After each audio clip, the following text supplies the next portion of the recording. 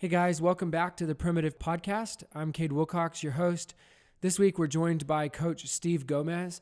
Coach Gomez is the women's basketball coach at Lubbock Christian University and has been unbelievably successful in that role. This was a uniquely fun interview for me. I'm growing up in Nazareth, playing basketball from the time I was born. We would actually travel to the Monterey basketball camp every summer with a whole big group of kids from Nazareth. And Coach Gomez at the time was an assistant men's basketball coach under Coach Self at Monterey.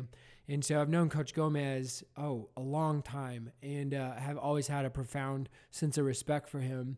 Another thing that made this fun is that my little sister played 4 years of college basketball for Coach Gomez and was tremendously, and to this day is tremendously impacted by Coach Gomez on a personal level. And so I hope you enjoy this episode as much as I do, learning from one of the best in the business.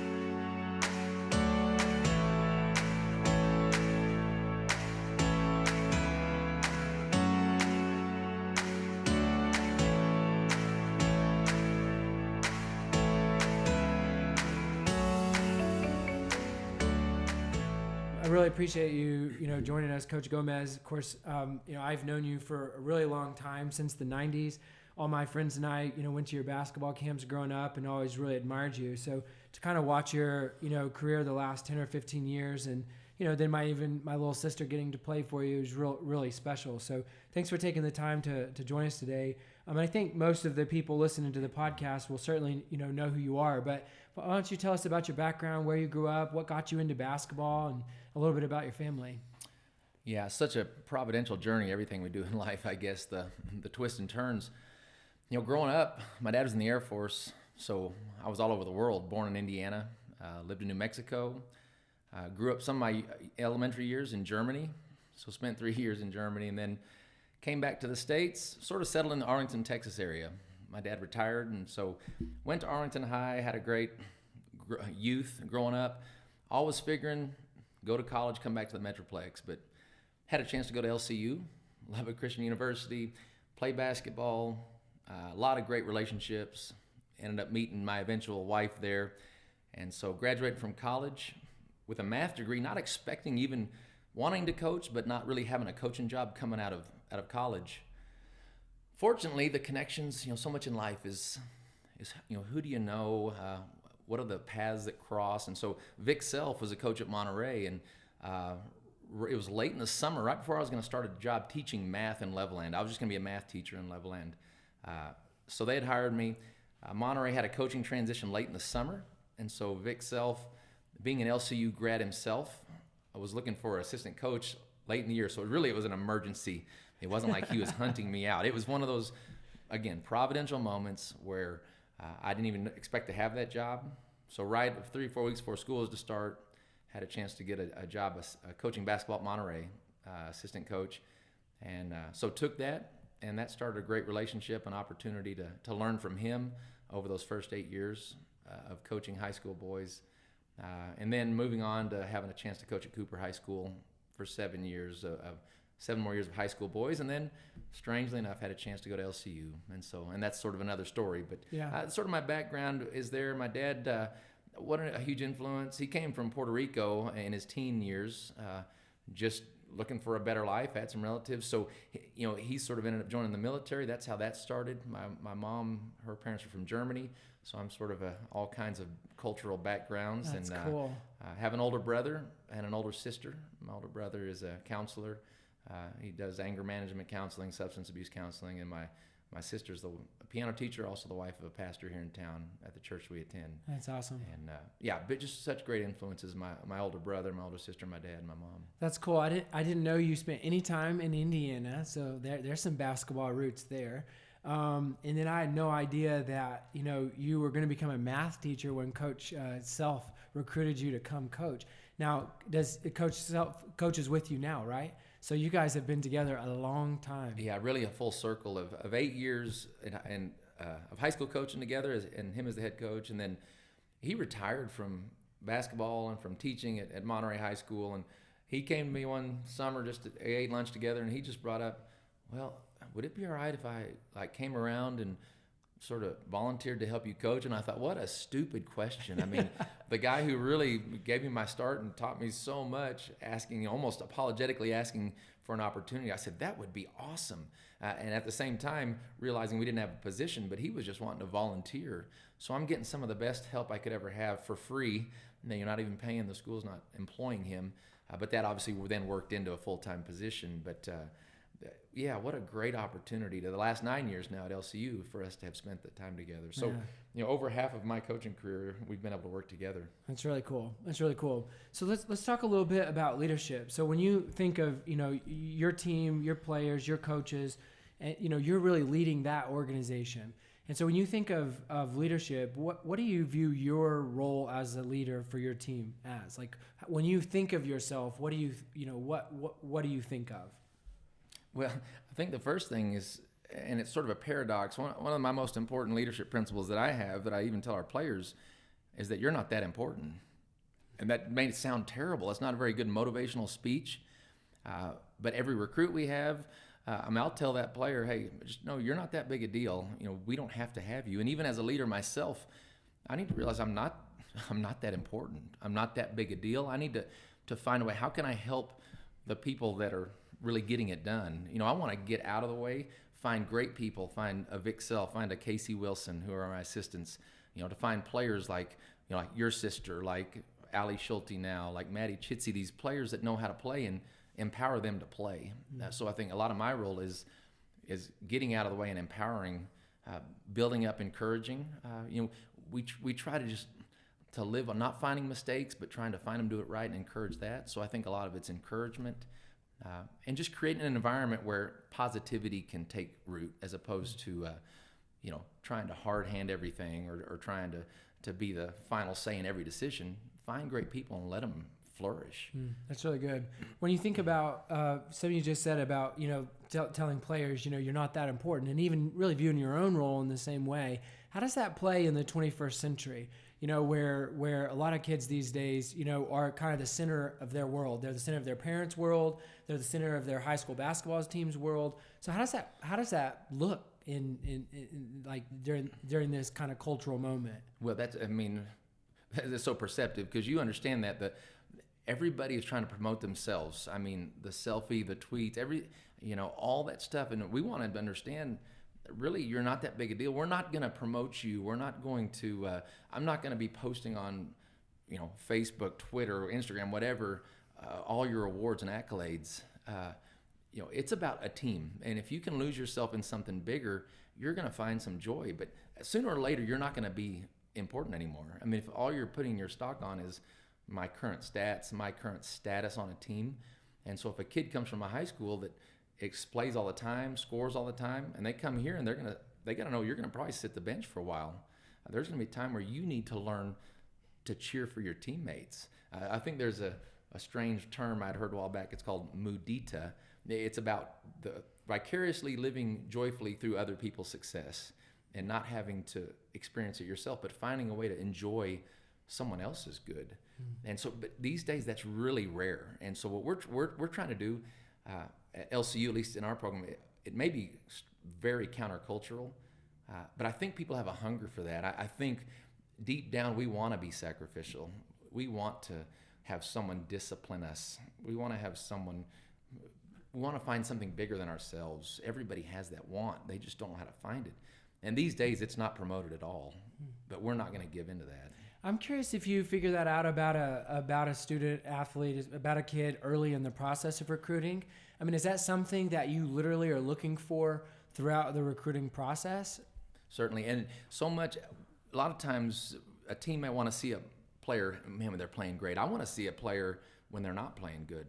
Now, how does that player respond when they've fouled 2 times and shot an air ball and then have to come out of the game? What are they going to look like on the bench?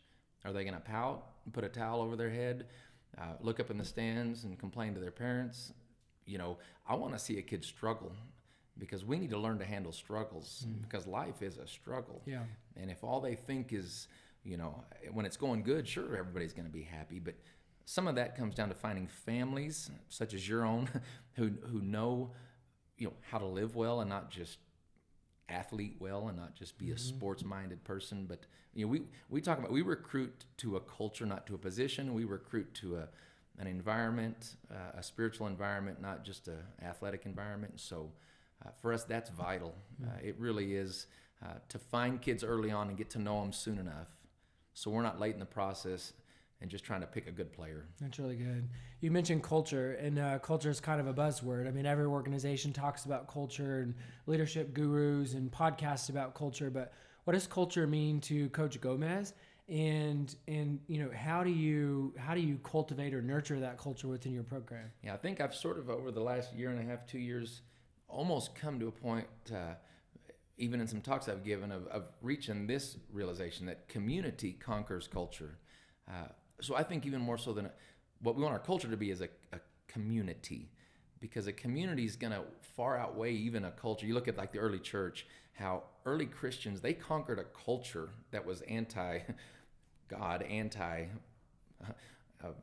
anti-attracted to their beliefs. Right. But by the way they lived together, even the early people said, well, see how they love each other.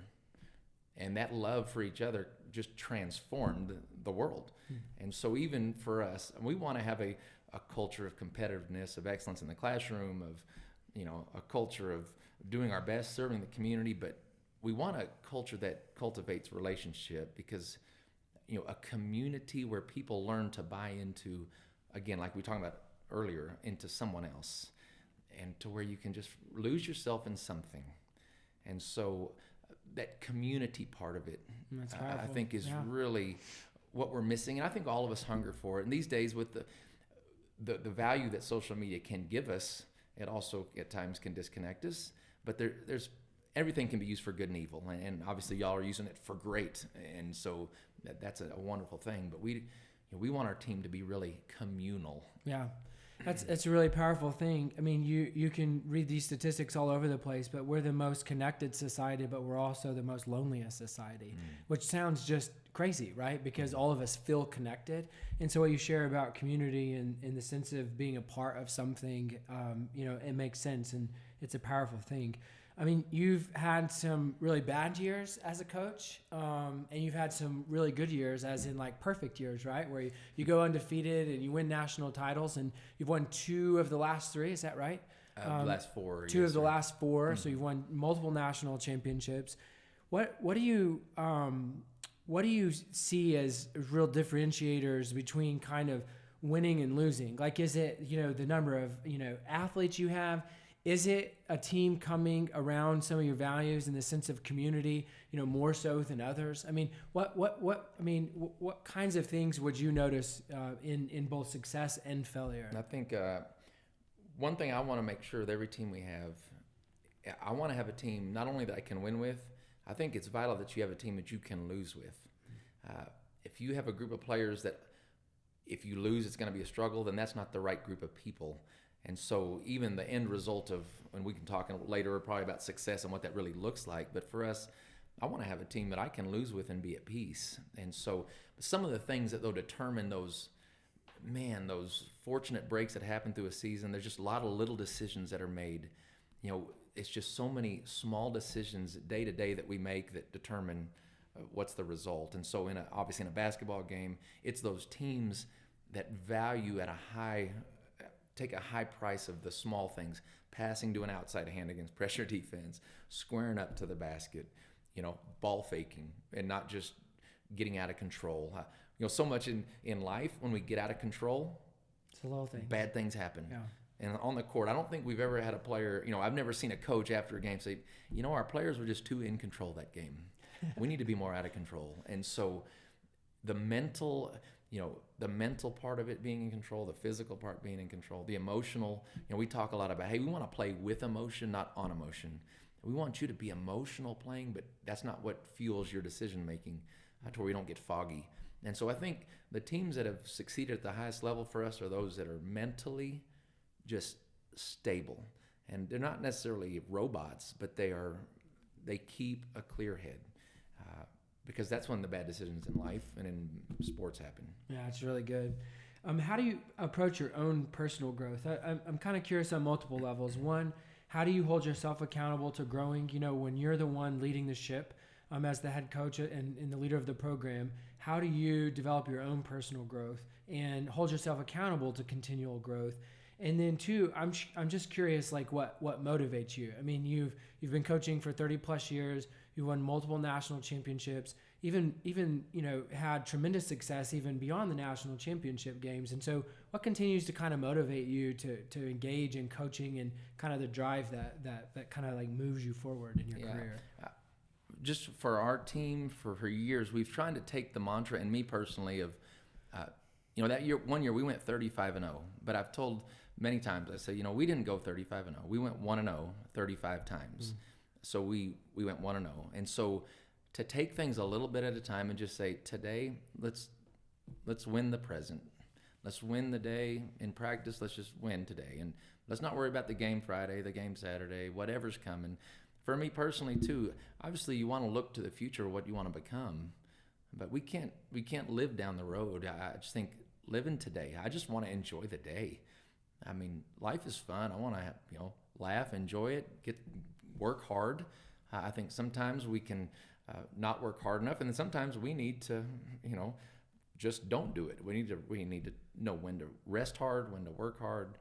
Finding those balances, and again, not putting too much, emphasis on, what's my accomplishment. I just want to find a way to serve today. If I'm not doing the little things at work, as being the leader, if I'm not willing to pick up the water bottles or be the first there to get the balls out and set the clock or, sweep the floor or whatever, then I'm not getting much done, because there's something about delegation at times. But when you become at a point where that's beyond me, that's a dangerous place to be.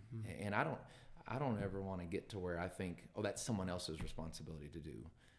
I want to be willing to do whatever it takes. And so every day there's some challenge, and life's an adventure. It's fun. And working with college athletes, there's always some new adventure, because especially females, they're nuts. No, I'm joking. No, they're awesome. You do remember this is being recorded, right? Oh, I love it. But I mean, I've said for years and years that I've figured out that, females, in order to play good, they need to feel good. Males, they need to play good to feel good. I think our girls need to feel good about what they're doing, then they'll play good. There's a difference there, just that male-female psyche. And so, anyway, there's something about that. It's good insight. You mentioned balance. I'm curious, it's hyper-competitive. Programs are becoming more competitive, by the day. Just recruiting is competitive. Winning, takes a lot of effort. There's someone out there putting in the effort, putting in the time. And so I would assume that creates a sense of urgency. So how do you personally, on a personal level, kind of balance it all with family and faith and your kids and their growing families? I mean, how do you balance it? And when you're not in balance, what do you practically do to bring yourself kind of back to the middle? Yeah, I think, and even as a believer, a Christian in a Christian school environment, sometimes we could take that as a way to, winning, success isn't that important, or we almost make our faith an excuse for mediocrity at times. I think Christians can, we shouldn't be working so hard at this. I think God's called us to excellence, whatever it is we're doing. And so I think we need to fully invest in to succeed at the level that we can. I guess I read this in a book, success is doing the best you can with what you have where you are. And so for me, if I'm not doing that, then I need to figure out, what more do I need to do? How can I work harder? And not necessarily at the sacrifice of what's most important to me, but in order to honor God with what he's given us. And so for us, like a national championship doesn't necessarily mean that was a successful year. Some teams, to win 10 or 12 games was an awesome year. Sometimes a team might not succeed at a level another, but they got the most out of themselves. And so for me, there's too many underachievers around. I just think there's too many people that underachieve, and I don't want to do that. But at the same time, to find balance to where, the score of the game isn't determining, my health and my well-being and my family relationships. And so, my wife Shauna, obviously, she's very good at helping to keep me in check of, hey, you're spending a little bit too much time with that, or and so family is so vital to keep a clear mind. Just physically staying active, exercising, nothing like what you're doing, obviously, with your 200-mile run or whatever you did. But doing those things that find an outlet to where you can have a clear mind, a healthy body, a healthy soul. And so, balance is always in life. That is a key. And even athletically, as we talk about balance, I mean, some of the most dangerous things I think for us are thinking we're better than we are, or the other end thinking we're worse than we are. And I think to find that balance of even that mindset can determine, and when we're very self-aware, and I think that's what you're talking about, is how can you stay self-aware? And I've just got to continually do that. How am I really actually seeing myself as how I am? Yeah. And so that's really good. I didn't give you this question ahead of time, so you'll have to forgive me. But I think there's just being a sports fan myself, growing up with a coach, I guess I just really admire coaches, and I especially like watching ones that win. Your Nick Sabans and your Bill Belichick's. There's just something very fascinating about their psyche and the way they approach, their work and the intensity level. And I think that's interesting in kind of the Lubbock, kind of sports landscape is you have Chris Beard on, the men's basketball coach at Tech.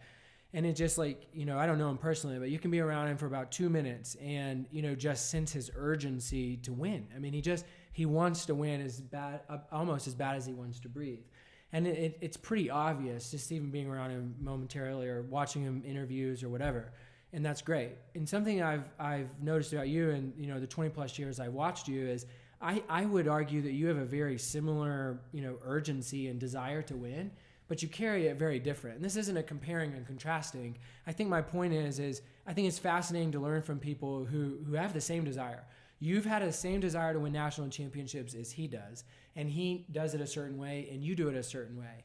And I think that in Lubbock, it's a unique place to build world-class programs.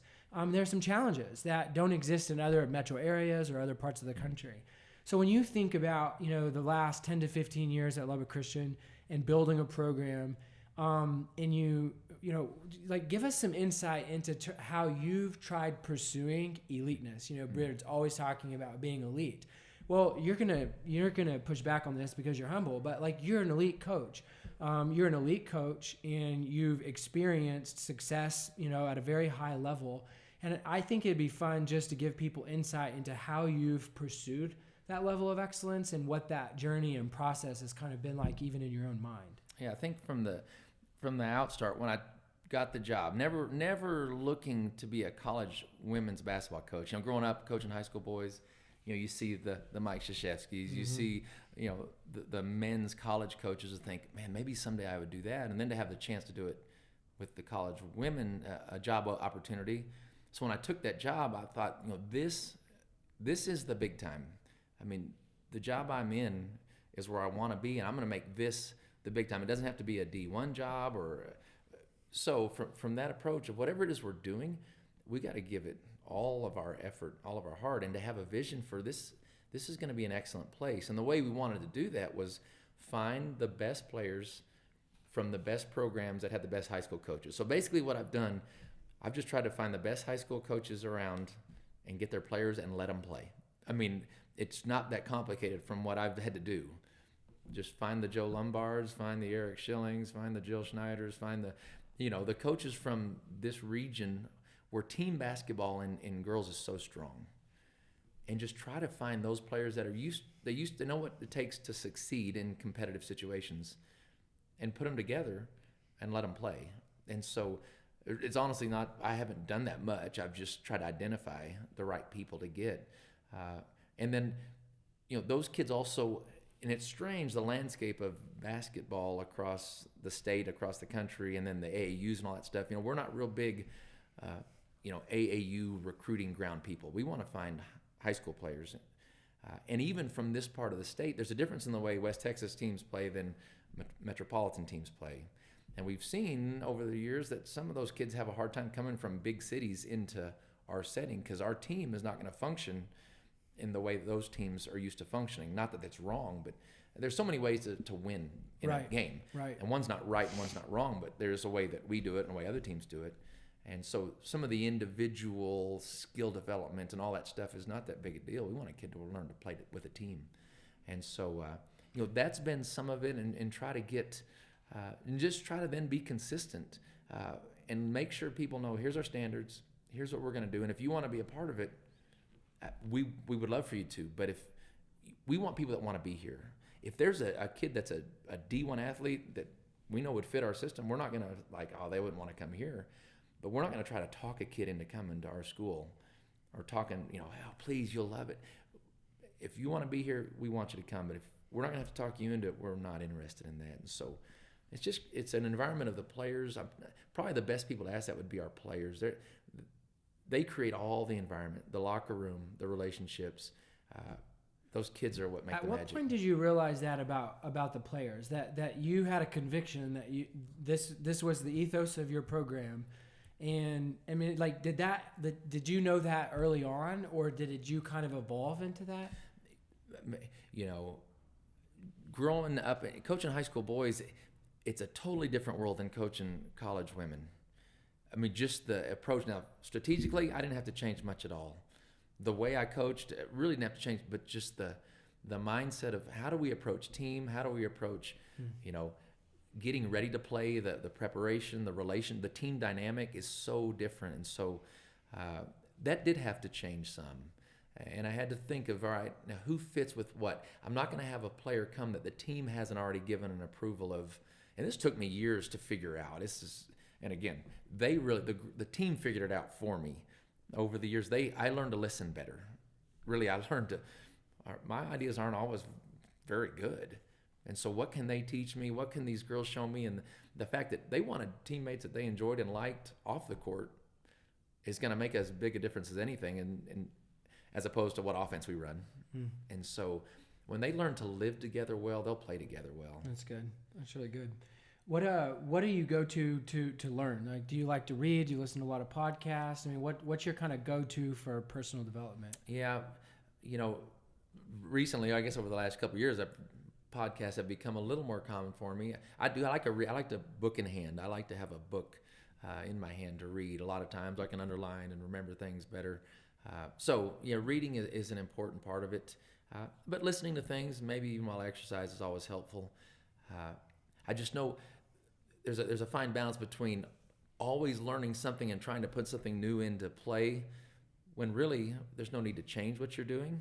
And so I want to be careful of always adopting the next strategy or the next fad of the game. But spiritually, mentally, you always want to be challenged. Find opposing viewpoints or something that's you don't necessarily fully agree with, but it's good to think, to take into account a lot of different opinions, and to keep an open mind about things. That's good. Who's someone or what is something that's had a major influence on you, and what are some of the things you've learned from them? Obviously books. My brother-in-law, Dave Langford, he's a minister at our congregation. He has 2 or 3 doctorates. He's one of those guys that is very down to earth, but also just brilliant. And the lessons he gives are always very challenging. Looking at Scripture and some of the things that Jesus, sometimes we think we know what Jesus meant. Sometimes we think we know from Scripture because we've always heard. But when we step back sometimes and really look and think in the big picture of God's nature, what did this really mean? Is it consistent with God's nature? Some of the things that I think beliefs we've held in faith or whatever, even in life, of stepping back and taking a different view of things. I think his challenging messages have been really good for me. And just reading, like we mentioned, a Tim Keller book. There's always something, Max Lucado has some good challenging things. Simon Sinek, that's not even necessarily a Christian author, but someone who challenges, about leadership and teams, and just so many different genres of thought and writing. Who are your favorite coaches to learn from? That's a good one. A lot of them have been just friends, people that I've, a Joe Lombard, a guy like that who is always learning, always wanting to find something new from a coach that has been coaching half as long as him. Those type things. It's fun to watch, the D1 games you watch and sort of learn just by watching strategic things like a Tony Bennett, the Virginia, the way they play. It's fun to watch. Like you say, Chris Beard, it's been neat to watch them, the intensity with which they play, and just the whole structure that goes into just a practice for them. It's some things that we wouldn't or couldn't do. Growing up, always the Mike Krzyzewski was always I just appreciate what he's done through the years of changing with the times. Evolving, I mean, that guy has just really. Yeah. I'd love to meet Tony Bennett. That's one of my mom's favorite coaches, and just, man, his level of intensity on the defensive end, which isn't exactly, popular, when everyone wants to just put up buckets. But then, again, don't know him from Adam, but just the way he seems to live off the court, and just the character and the conviction that he leads with is pretty cool. It was great to see. I mean, to get a chance to meet and talk with Gino Ariema, who some people, may have a bad image of, because he's bold and he's brash. Pretty intense. But what a tremendously, gracious, good-hearted guy, and just down to earth, easy to talk with. So the coach at that level, with USA Basketball, I got a chance to be around a lot of coaches, foreign coaches as well as the top coaches here in the United States of D1 schools, and there's just so many great people out there, and you just learn there's lots of ways to do it. Yeah, that's good. I'm curious, with the amount of success, and I've always been, intrigued by Coach Lombard as well. I mean, he could have gone anywhere. I mean, he could have gone anywhere, coached at any level, done whatever he wanted. And I feel, in similar ways about you. So how have you personally, I mean, if you don't mind sharing, how have you personally managed that? I mean, I would imagine every year you get some kind of invitation somewhere, whether it's better or not than LCU is indifferent. But how do you process that? Because, in the 21st century, we're all kind of used to moving on to the next thing. And you've not done that. You've put really deep roots at LCU, and it's clearly made an impact. And I'm curious, has that been an intentional thing, or where that came from? Yeah, I'll usually say, Shauna, what do you think about this? And, that's good. But it's, I've just, I guess I've never been a real transient thinking person, and I don't want to be where I'm so content that I'm not, you hate to use the word ambitious, but you don't want to be complacent and just say, well, this is just easy, let's just keep doing it. I just want to figure a way to keep doing it better where I am, because why would I change an environment there's every positive about it. I just don't know if there's any negatives, in addition to family being here, my son being in college, my older boy having graduated from LCU, my parents living 5 houses down the street from us, my sister living a couple blocks away, my wife's family all here. Coaching can be a very wandering, vagabond life if you want it to be. And again, there's some people that's the adventure, and the next opportunity, and that's their personality. So God gifted them that way. I don't say there's anything bad with that. For me, I guess I'm just boring and just want to stay in the same place. But I love what I'm doing, and those things you don't just say, oh, I don't want to listen to anything or even consider any opportunities. But at the same time, if there's not a great reason, a calling that is, sort of an eternal tug at your soul to go do it, there's a lot of work to do here. That's great. Thanks for sharing that. I think a lot of people wonder that, honestly, and so I appreciate you talking about that. My last question for you is, if you could speak to the younger Coach Gomez 20 years ago, knowing what you know now, what would have been a few pieces of advice that you had given, yourself 20 years ago? Yeah, chill out. Just relax a little bit and quit thinking you're getting all this stuff done. It's up to you. It's just, you're so wound up when you start off and you think you can control everything, and you got to learn just to sort of roll with the changes. Trust the kids. I've got to learn to get the type of players on a team. Now in high school that was a little more difficult. I had to discipline and form and challenge and change some kids. But in the college situation where I am now, I continue to have to learn. I've got to trust them. If I can't trust my team, then it's just going to be miserable, because we can't control anybody. I cannot control my family. I cannot control, I'm trying to learn to control my own thoughts. I've got to learn to control what's controllable. And so some of that is, hey, step back, enjoy the journey, enjoy the moments. And again, it comes back to, you're not that big a deal. Even starting out, you got to realize when you're young, you think, I can do it all, I'm going to change the world. Well, just work on changing yourself and let that hopefully permeate to others, and maybe you can have some good influence. That's awesome. Awesome. I've admired you for a long time. So, having you on the podcast is a real privilege of mine, and appreciate you taking time to be here. Certainly. Yeah, your family's great. You've done great things. I appreciate you